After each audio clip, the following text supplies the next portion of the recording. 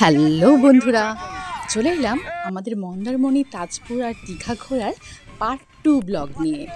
আগের ব্লগটায় তোমরা দেখেছোই আমরা তাজপুরে কি সুন্দর তন্দুরি করছিলাম, আড্ডা মারছিলাম, গান গাইছিলাম। তো এখানে আমি অল টাইমই নাচের মোডে রয়েছি, দেখতেই পাচ্ছ। তো এখানে তাজপুরে ভীষণ ভীষণ মজা করেছি, সারা রাত্রি ধরে আড্ডা মেরেছি। রাত্রিবেলা ওখানে তোমরা পারমিশন করিয়ে নিলে 2:30-3টে অবধি বসতেও পারো। তো নেক্সট দিন মর্নিংয়ে আমি রেডি হয়ে গেছি, আবার বেরিয়ে পড়লাম আমরা তাজপুরের হোটেল থেকে মন্দারমণির উদ্দেশ্যে। তো মন্দারমণিতে পৌঁছে এটা হচ্ছে আমাদের রিসর্টটা, এটার নাম হচ্ছে বালাজি রিসর্ট। এই রিসর্টটা নেওয়ার আমাদের মেন কারণ হচ্ছে এর যে এই পার্কটা। তো এদের এই পার্কটাতে যেহেতু আমাদের সঙ্গে 3টে বাচ্চা রয়েছে, তো ওদের কথা মাথায় রেখে আমরা এই রিসর্টটা বুক করেছি।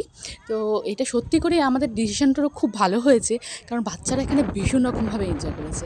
আর এটার একদম সামনে হচ্ছে সি বিচ, আমাদের ব্যালকনি থেকেও এটা দেখা যায়। এই যে আমাদের রুম, আমরা এটা 4 বেডের রুম নিয়েছি, ওপরে একটা, তার সঙ্গে নিচেও একটা রুম রয়েছে। তো খুবই ভালো এসি রুম ছিল, খুবই রিজনেবল প্রাইসে আমরা পেয়েছি। খুব ভালো ছিল, রুমের সার্ভিসও ভালো ছিল, সব কিছুই ভালো ছিল। এই যে আমাদের ব্যালকনি থেকে সামনেই একদম সি দেখা যাচ্ছে, এত সুন্দর ভিউজ। আর এই যে নিচের রুমগুলো, নিচের রুমে আমাদের আরও 4 বেডের রুম নেওয়া ছিল। আমরা ওখানে পৌঁছেই ব্রেকফাস্ট সেরে সি বিচে চলে গেছিলাম, কিন্তু এত বৃষ্টি হচ্ছিলো আমরা সেজন্য সেই ভিডিওগুলো রেকর্ড করতে পারিনি। আর তারপর বিকেল থেকে আমাদের সমুদ্রের ধারে শুরু হয়ে গেছিলো বিকালের সান্ধ্য আড্ডা।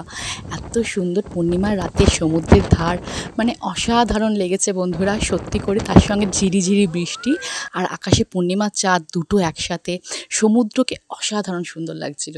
আর এখানে আমাদের মধ্যে চিকু বলে একজন ছোট বাচ্চা ছিল, তার বার্থডে সেলিব্রেশনের জন্য আমরা ওখানে ফিস্ট করছিলাম। তো আমরা ওখানে বানাচ্ছিলাম হান্ডি চিকেন, আর তার সাথে এই কেক কাটিং হলো। কেক কাটিংয়ের পরে বাচ্চারা কেক খেয়ে ওরা একেবারে এই বললাম না, পার্কটা ভীষণভাবে এনজয় করেছে। তার সঙ্গে আমার ছোটো মেয়ের মতোই আরেকটা ছোটো মেয়ে ওখানে ছিল, ওর সঙ্গে খুব বন্ধুত্ব হয়ে গেছে। 3 জনে মিলে ভীষণ রকমভাবে মানে ওরা এনজয় করেছে।